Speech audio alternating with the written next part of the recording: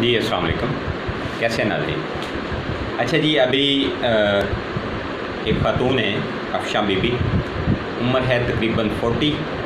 उन्होंने अपने मसाइल शेयर किए हैं और उन्होंने मुझे ये भी बताया है कि मैंने फ़लाँ और फ़लाँ हकीम से जो है वो ट्रीटमेंट करवाया है, और उन्होंने मुझे दोनों हुक्मा में से एक की तो जो है वो स्लिप भी सेंड कर दी है। बड़ा एक नाम है यूट्यूब के ऊपर उनका, और वैसे भी उनका एक बड़ा नाम है। तो माशाल्लाह बहुत से हुक्मा जो हैं वो खिदमत कर रहे हैं।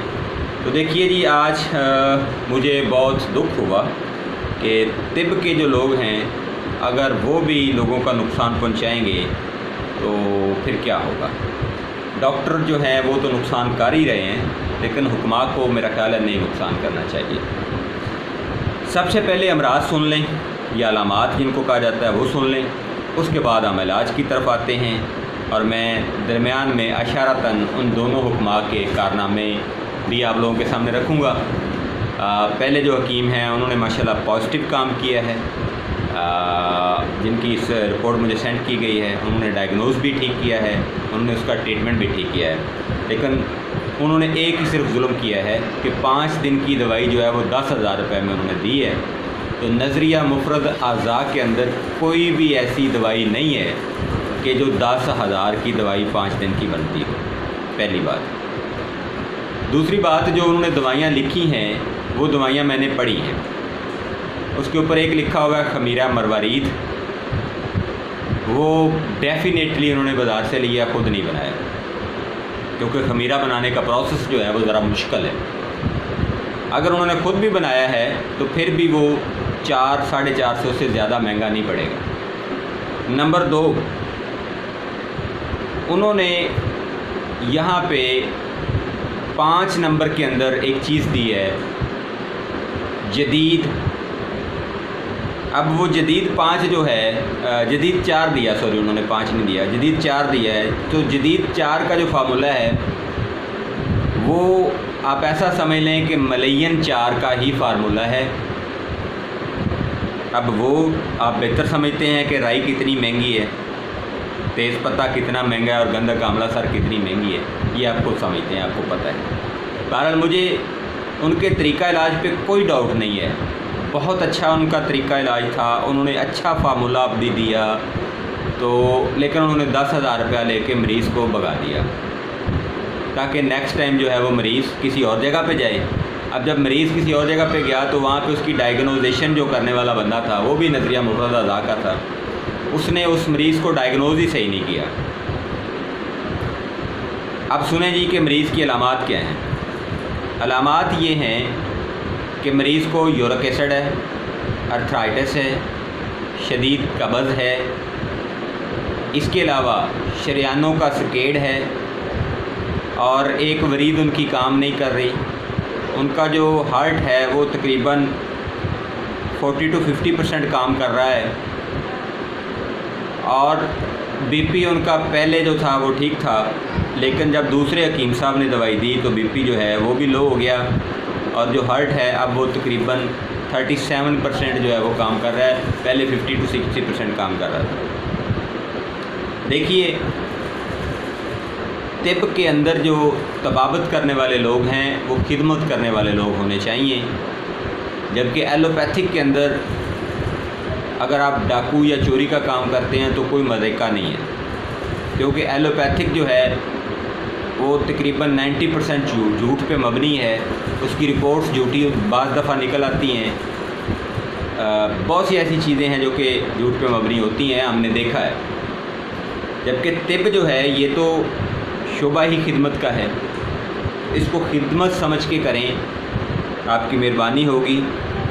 और अपने सर्विस के चार्जेस ज़रूर आप लें, आपका दुकान का किराया, आपकी अपनी सर्विस, आपकी अपनी खिदमत, ये सारा कुछ उसमें शामिल करें, लेकिन कुछ आवाम पे रहम भी करें। और जो लोग गलत करते हैं उनसे मेरी रिक्वेस्ट है उन हुक्मात से कि प्लीज़ आपको अगर अमराज की तशख़ीस का नहीं पता तो पहले तशख़ीस सीखें, फिर इलाज करें।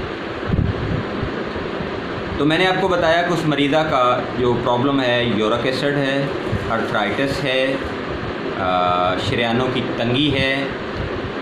इसके अलावा दिल जो है उसकी वर्किंग जो है पहले 57 लगभग उन्होंने बताई वो थी और अभी 37 के करीब है, और उनका जो है वो दिल जो है वो उसकी वर्किंग जो एफिशिएंसी है वो बहुत कम हो गई है। तो ये और इसके साथ उनको सांस की तंगी भी है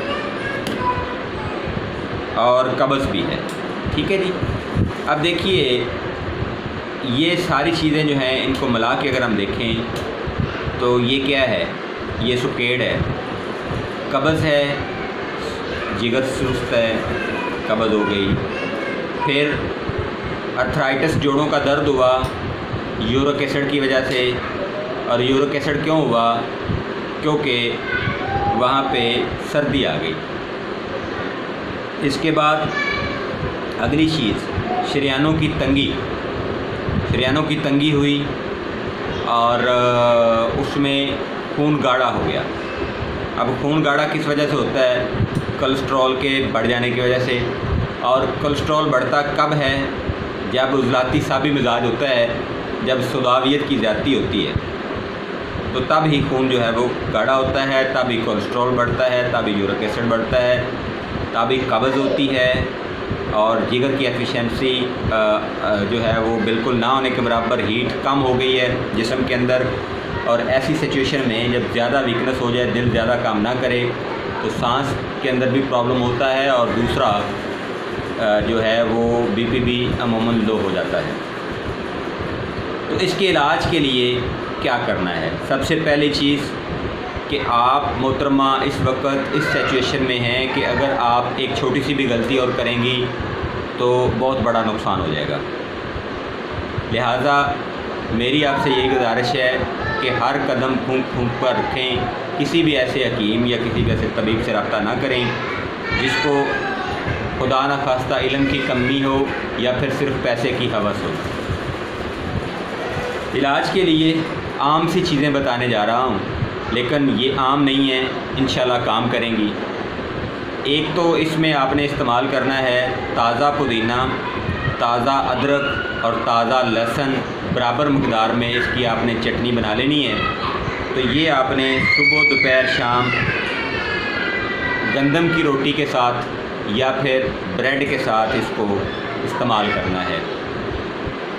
दूसरे नंबर पर जो दूसरी चीज़ है वो है मलयन नंबर 4, जिसका नुस्खा ऑलरेडी हम बता चुके हैं, जिसमें तेज़ पत्ता है, राई है, गंधक आंवला सार है और अजवाइन देसी है। ये कई दफ़ा हम फार्मूला बता चुके हैं, और मोहतरमा आपको ये सारी चीज़ें मैं व्हाट्सएप भी कर देता हूँ। तो आपने ये मलयन नंबर 4 जो है ये 1000 मिलीग्राम सुबह दोपहर शाम इस्तेमाल करना है। इसके बाद जो पहले वाली चीज़ है वो खून को पतला भी करेगी, और ये भी इंशाल्लाह खून को पतला भी करेगा, और साथ में जिगर को मुतहर्रिक भी करेगा, और साथ में सुकेड़ जो है उसको इंशाल्लाह ये खोलेगा, शरियानें खुलेंगी, आपका यूरिक एसिड लेवल कम होगा, कोलेस्ट्रॉल का लेवल कम होगा, अर्थराइटिस में ये फ़ायदा करेगा। ठीक हो गया। इसके साथ साथ आपने हमदर्द कंपनी की गार्लिना लेनी है जी, हब्बे गार्लिना। ये आपने एक गोली सुबह, एक गोली शाम लाजमी इस्तेमाल करनी है गर्म पानी के साथ। अगर आपका ब्लड प्रेशर या आपको कोई घबराहट हो या आपको कुछ टेंशन फ़ील हो या आपको ऐसा लगे कि आपको बहुत ज़्यादा घबराहट हो रही है, तो फिर उस सूरत में आपने खमीरा मरवारीद आधी चम्मच लेना है, नहीं तो खमीरा मरवारीद आप इस्तेमाल नहीं करेंगे। खमीरा मरवारीद का इस्तेमाल आप तब करेंगे जब आपको बहुत ज़्यादा घबराहट हो रही होगी। इसके अलावा आप खमीरा मरवारीद का इस्तेमाल नहीं करेंगे। तमाम तुर्श चीज़ें, तमाम बादी चीज़ें और तमाम मीठी चीज़ें, ये आपका परहेज़ होगा। इन चीज़ों से आपने अवॉइड करना है।